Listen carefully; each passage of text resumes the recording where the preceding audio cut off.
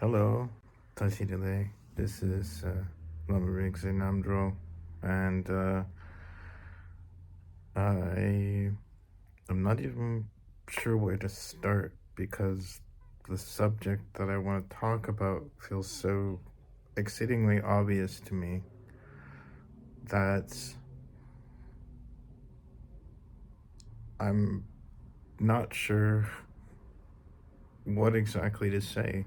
Um, I've noticed this, and this has been happening since I was young, but it's gotten to kind of a fever pitch, obviously because of the political nature of the United States right now, um, where there's this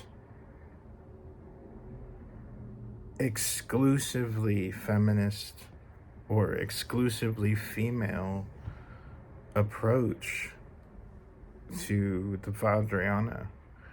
And I remember the first time that I kind of saw that it was going to be a problem was when the lamas started telling women that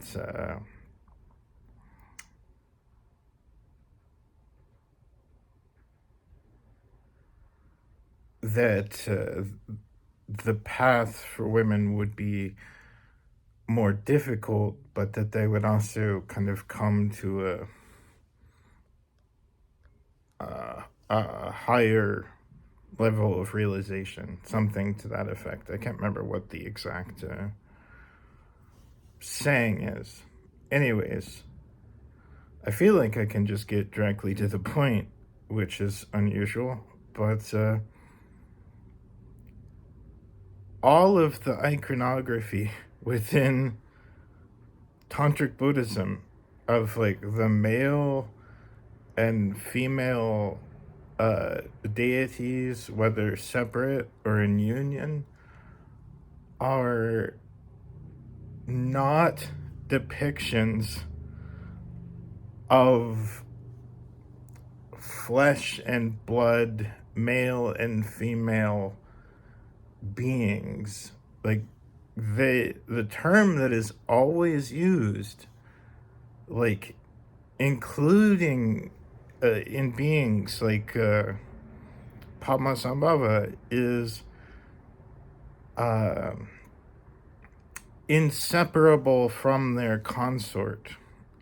You know, so when you look at a being like Bhadrakalaya and you see like, oh well, you know, there's a clearly the male Bhadrakalaya is sort of the more important deity, and then the uh, secondary deity is Bhadrakumara, or like the consort deity.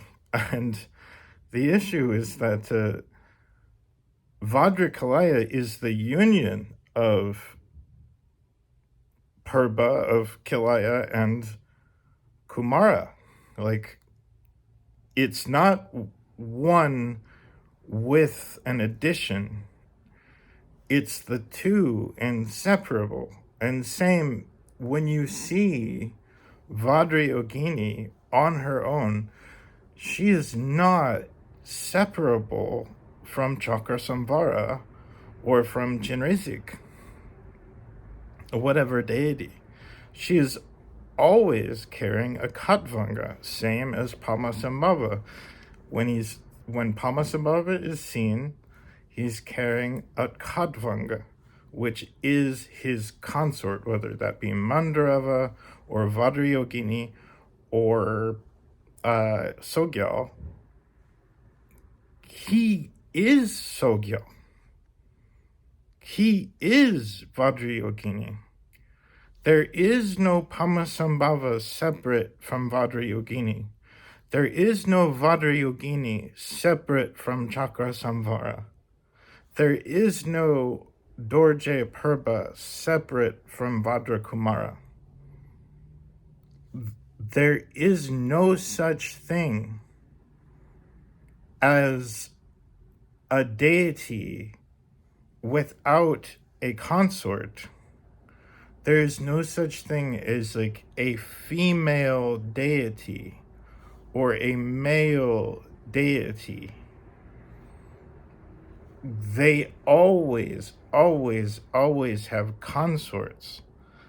Sometimes, because of the secrecy and the culture surrounding the sorcery that is the practices of Tantra, for average people, the deities like Avalokiteshvara or Tara are displayed without consorts. But when you dig deeper, you will indeed find depictions of these deities with their consorts. And this, like, it's just universal. And the reason is because the deity is not, like, Vajrayogini is not a being. Vajrayogini is a state of realization. And that state of realization, like, and this goes for all deities, if it's, pardon me, if it's inner, outer, secret, innermost secret, so we'll just say inner deities, right? Like Vajrayogini is typically considered an inner deity. She is the space, the infinite space of the inherent cognition of reality. And Chakra Samvara, her consort, which when she's standing alone, she holds the Khatvanga. And because of the narrative of Pamasambhava transforming Sogyal into a Khatvanga, that's a historical, precedented symbol. When you see Khatvanga, when you see a Vajra trident, it is a consort. It's just being transformed into a Khatvanga so you make more emphasis on one aspect of the deity.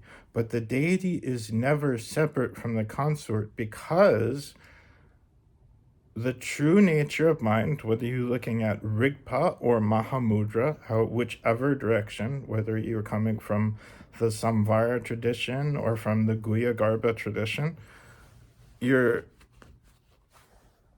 talking about the two aspects of reality being emptiness and awareness.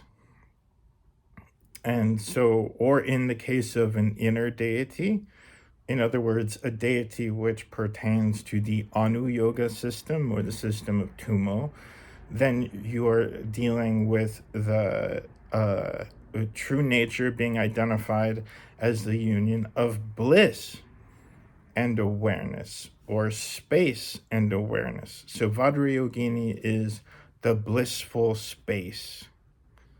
And in this case, it's an inner deity. So I'm sure it's easy enough to make the leap and jump. I don't feel like I'm offending any Samaya by saying it is the aspect of your own being which is the blissful inner space of your physical reality, which is why you practice Anu Yoga, which is a physical yoga. But that bliss, which is Vajrayogini, the blissful warmth, the blissful heat, is a result of awareness indulging in the display of space. Without the consort, the fire, without the consort of awareness being led into the proper space, without awareness focusing in the proper way, that blissful space cannot express itself. That awareness is what allows the space to take its form and shape. It's very much like the tale of if a tree falls in the forest, does it make a noise? In this case, you would say the answer is no, because the forest is the space, the witness is the awareness.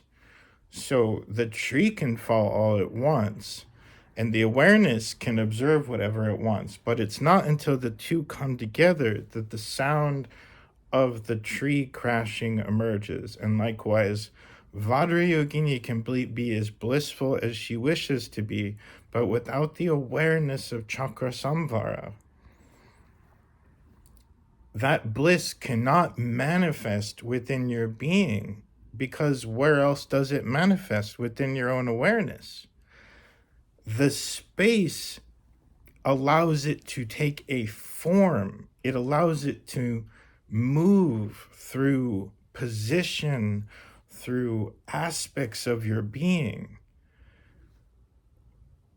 Essentially, when you're looking at a painting and you feel a sense of awe or beauty, awareness is interacting with space, and the two come into union. And then the heat or bliss that comes from the interaction between awareness and space, which manifests as everything, and this is illustrated in the Pranjana Paramita. Emptiness is form, form is emptiness. So you could say space is form, form is space. That's kind of how you would translate it in Tantra. Because Pranjana Paramita does not actually reflect the tantric view in this particular aspect. But likewise in the secret tantras, then it's like it's space and awareness. So there is no like female enlightenment. There's no like vagina enlightenment any more than there is male enlightenment. When a man meditates on Vajrayogini, he's meditating upon his body and his being's ability to, like, his inner capacity to generate bliss within himself. The reason it is a Buddhist technology is because it allows you to continue the path of renunciation by moving away from the Hinayana and Mahayana outward renunciation of all pleasure. And instead, you're kind of corralling back. You're taking all of the pleasure that you've divorced yourself from and allowing it to be acknowledged, all the ravishing tastes, feelings, sounds, all the like things that you couldn't indulge in as a Hinayanist and a Mahayanist because you're practicing this monk's path. Suddenly, you realize that those external things never actually had bliss, pleasure, beauty, taste. That bliss, pleasure, beauty, taste are all functions of your nervous system, and they are under your control. And the meditation on a desire-based female deity. I'm so sorry, I'm shaking. I guess I'm a bit too passionate about this one. The whole reason that you're meditating on this like red, fiery, desirous Dakini is so that you interact with the very like extremities of your desire, and you allow that desire to be perturbed and agitated in a way where your nervous system starts to react with all of these spontaneous feelings of pleasure. beautiful tastes, beautiful smells, beautiful sounds, orgasmic feelings, feelings of bliss, feelings of pleasure, feelings of grace. All of these things manifest as a result of the inherent potential of your nervous system.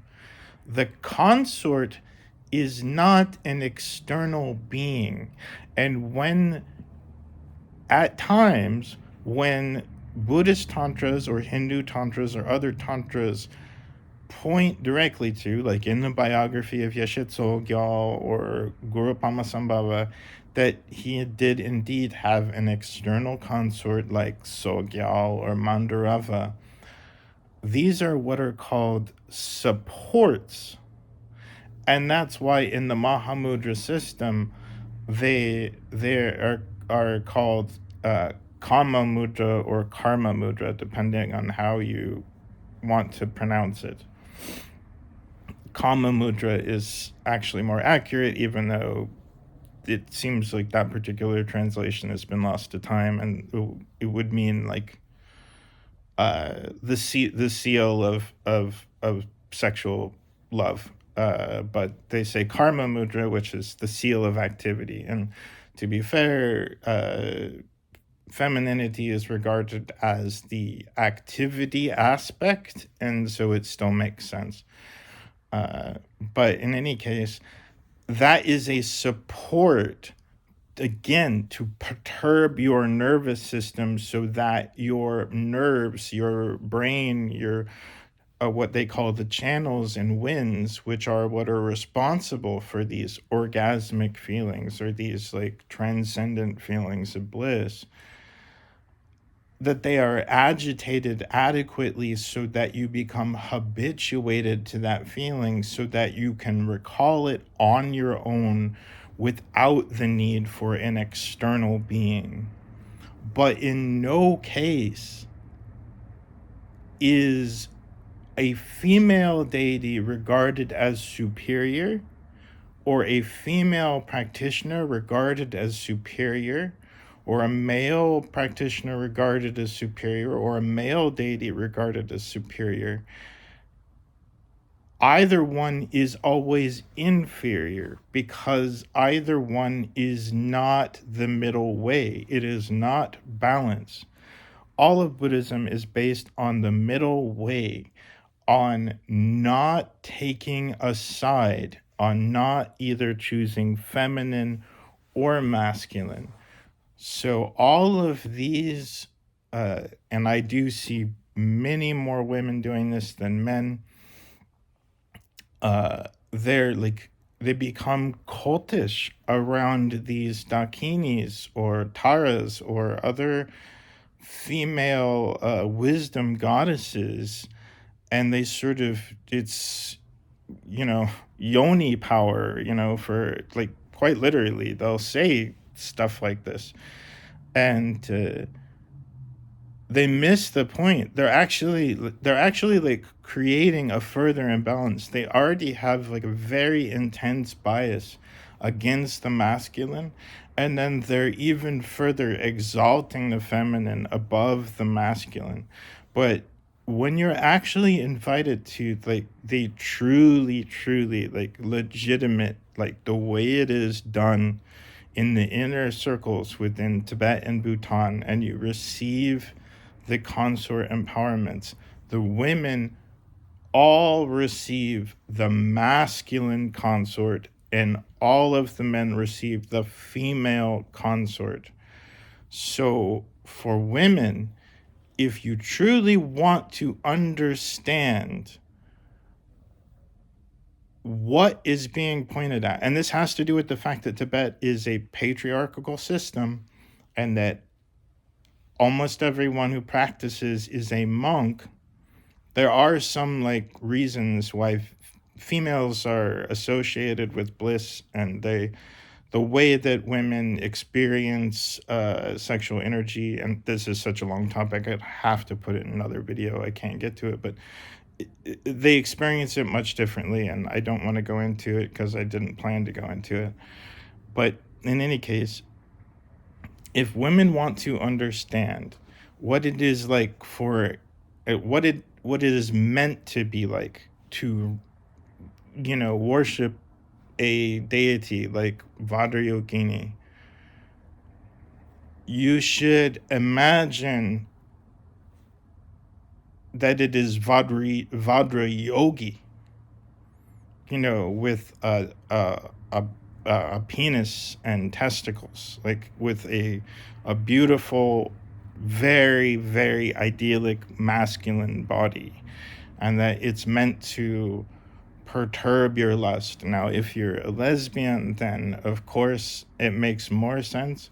But then, if you do plan on going further into the system, especially the Mahamudra system, but even in the Nyingmapas,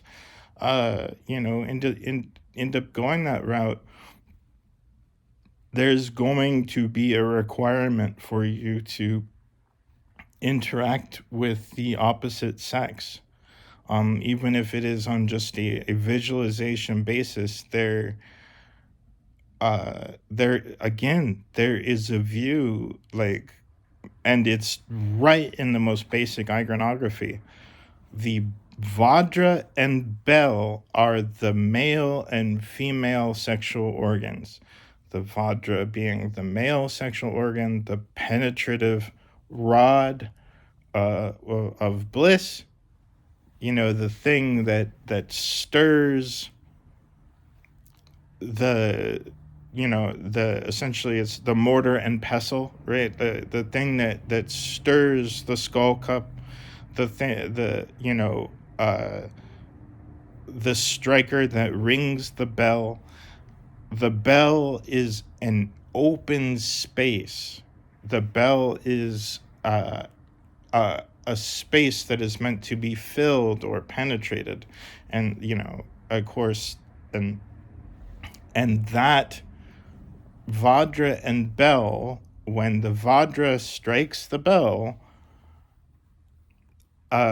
what you get is a third deity, and which is the Vajra sound, right? So you have the Vajra rod and the Vajra bell, and then third is the Vajra sound.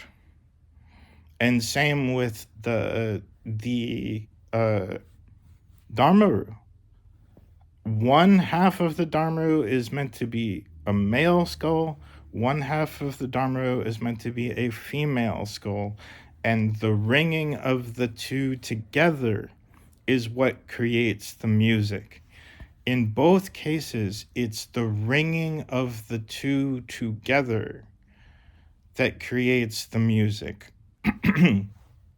So, for instance, like, you could argue, like, well, I can ring the bell without using the Vajra.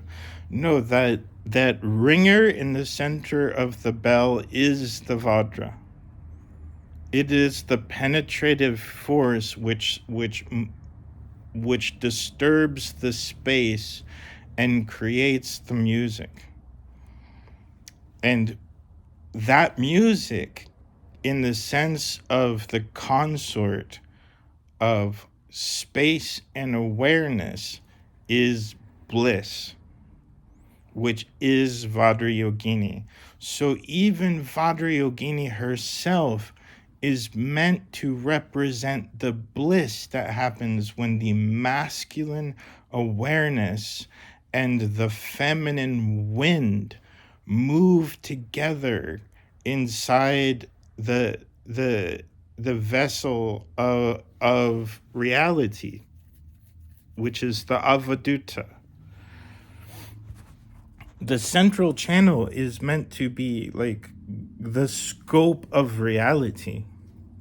So when when wind and mind are wind and awareness are conjoined within the central channel, what you get is the emergence of Vajrayogini. So she herself, hence why she carries the Katvanga, is masculine and feminine. There is like this whole cult of the Yoni, this whole cult of the wisdom vagina, is a complete misunderstanding of the technology. It is not how it is supposed to work. The the penis and the vagina are meant to come together in order to create yoga, which is union. Awareness and space are meant to be recognized as a single entity, and then you get yoga, in this case, the yoga of Rigpa, or the yoga of awareness, the union, the yoga, the union of awareness and emptiness, or awareness and space. So when awareness and space are recognized as one, then outer and inner dissolve. Because for most people, awareness is a bodily phenomenon. It is something we hold within our being, and we don't associate awareness with being as pervasive as space. But when there is union, when the two are conjoined, then you get transcendence. You can't stay on the stay on the fence and just recognize space as being holy, and then pay no attention to awareness. In other words, you you can't worship Vajrayogini and ignore her consort, ignore the fact that she carries with her at all times the Khatvanga, which is Chakra Samvara.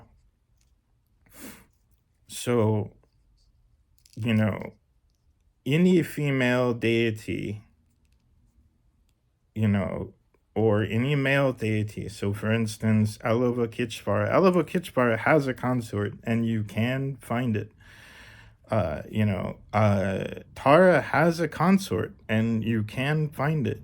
When you see these deities without consorts, it's either because the consort is hidden in plain sight, in the case of, like, for say, the Khatvanga, or oftentimes the other is they'll be holding a victory banner, which is like another kind of rod-like implement, or they're just withheld for the sake of engagement, and in other words, to not offend the public. And it also has to do with going back to, like, older traditions such as Kriya Yoga, which no longer exists in the Buddhist system. Kriya Yoga does exist in the Hindu system, but it is so wildly different from what the Buddhists would consider Kriya Yoga that it's almost not worth mentioning. Like Hamsa Yoga, for instance, is considered a Kriya Yoga system, and they wear white clothes just like the Kriya Yogas do.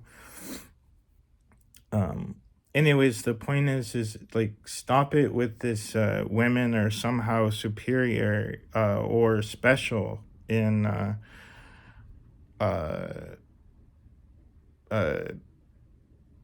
Buddhism, or in Tantric Buddhism. It's actually not the case. The quote is that, women can have, like, a more, kind of explosive sort of enlightened experience when they get to, like, a higher level. But ultimately, you know, the youthful vase body for men and women is the same. But another thing to realize is that for someone like Geshe Tsogyal, or someone like, Padmasambhava, Padmasambhava can manifest as a female. Like, there's no male or female within the scope of awareness and emptiness. Like, what we think is male and female in terms of, like, either, what politics these days calls gender identity, or is just, like, raw genitalia, like, that has nothing to do with enlightenment at all. what it has to do is with engaging with your own sense of desire for the opposite sex. And because Tantric Buddhism has been consistently a male driven system, there are almost no dakas. I think there is one uh, Tara practice called the Chimi Pabmanintik, I believe is what it's called, where Tara has a male consort, where she's the main deity, and the second, like, kind of the deity with its back to you is the male deity. And, if you want to practice a female deity as a female and understand what it is to, uh, understand that kind of what was intended, that might be a good practice for you. Otherwise, you know, something like Vajrapani or any other sort of like singular male deity, like essentially a Daka, is more appropriate for you because it is meant to ignite your lust for the opposite sex.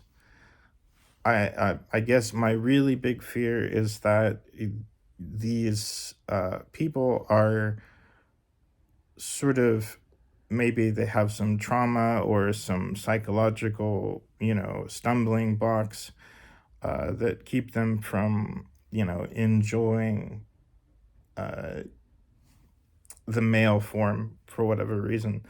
But Vajra Yogini exists because it's meant to excite horny men.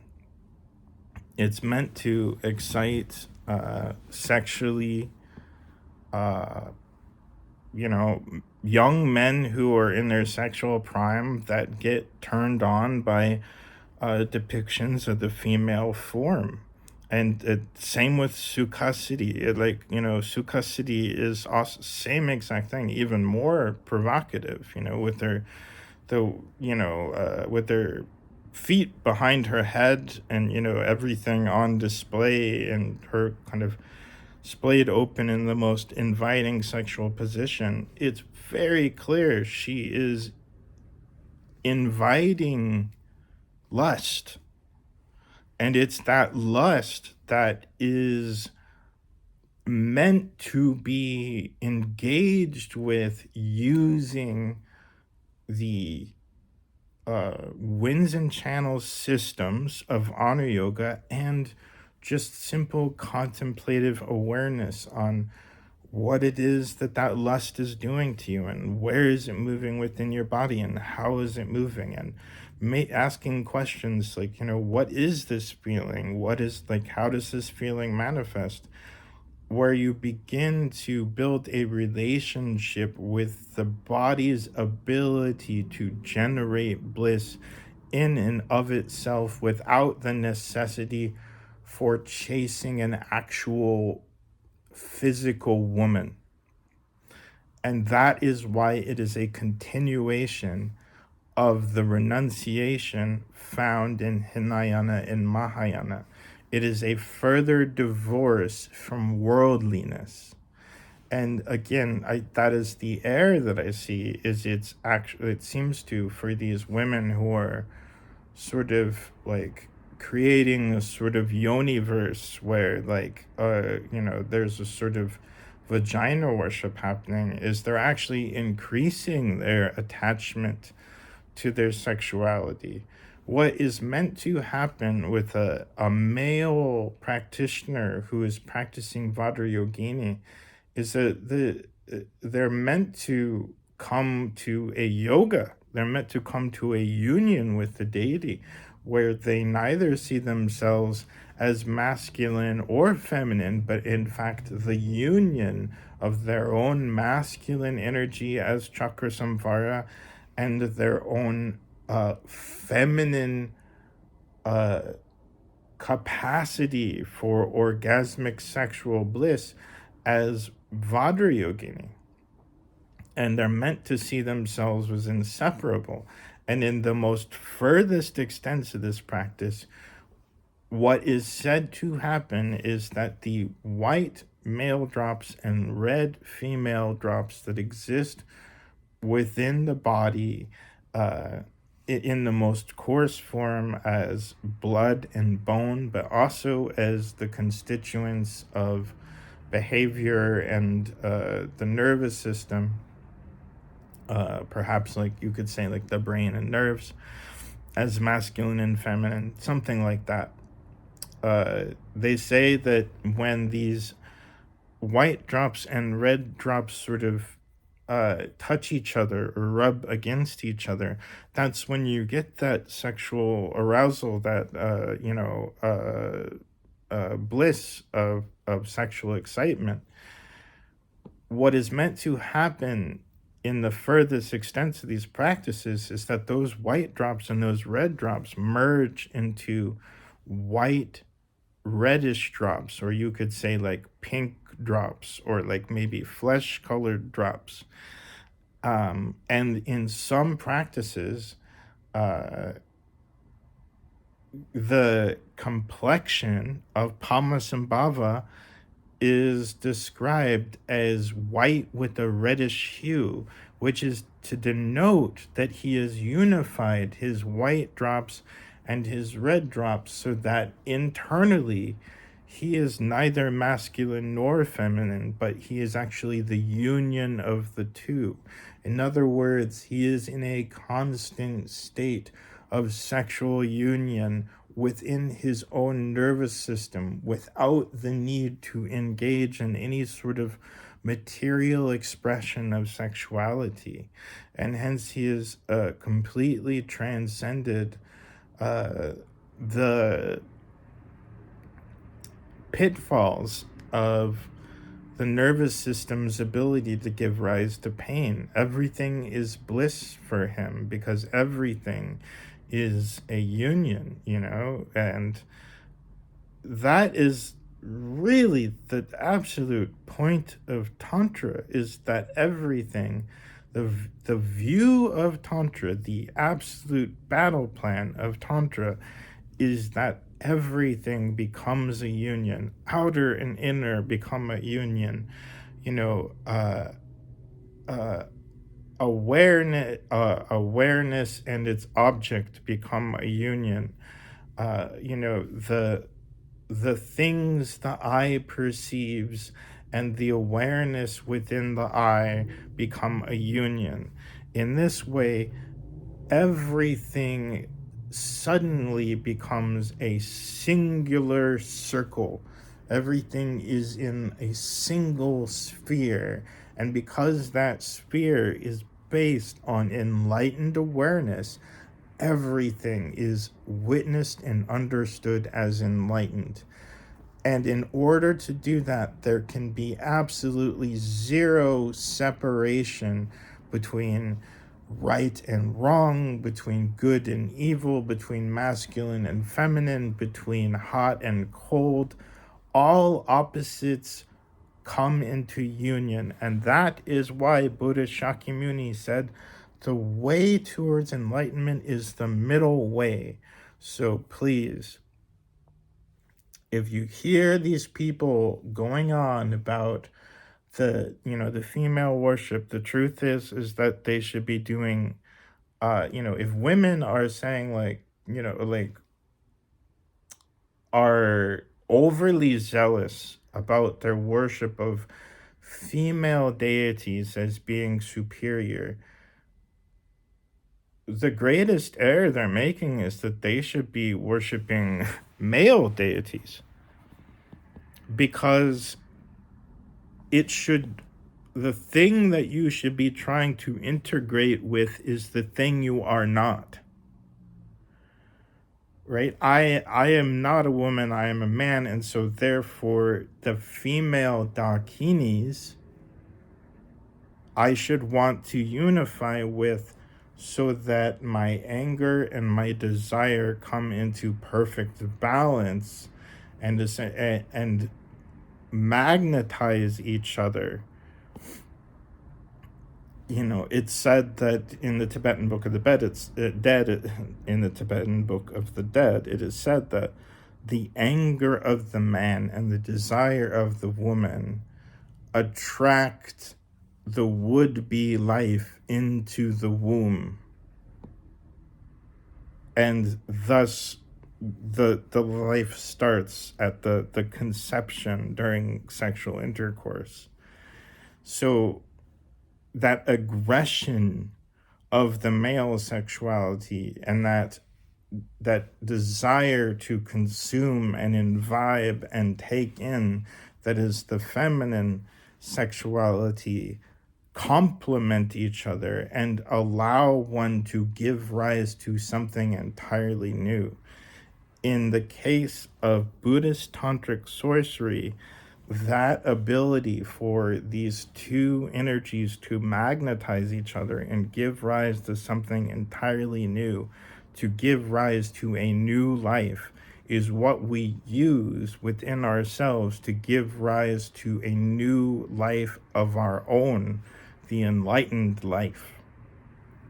You cannot stay on the sidelines and take a side and say that,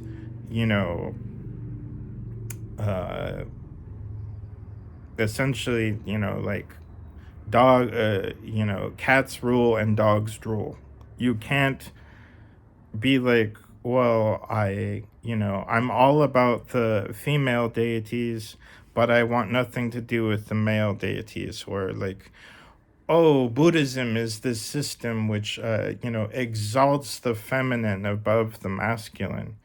It's like, well, yes, in some cases it does that, but that's only because it's completely led by men who are trying to integrate the feminine into them, which is a difficult task if you're a male. If you're a female, you should be trying to do the absolute opposite. Like, without argument, without a doubt, if you are a female and you're trying to practice tantric Buddhism, practice a yidam, practice a masculine deity, whether it's like a Daka, like Vajrapani, or a Bodhisattva like Manjushri or Avalokiteshvara, or whether it's like a hardcore yidam like Kilaya or Chakra Samvara. Like, if you love Vajrayogini, like, you can practice Chakra Samvara and visualize yourself as Vajrayogini all day, no problem. But the act of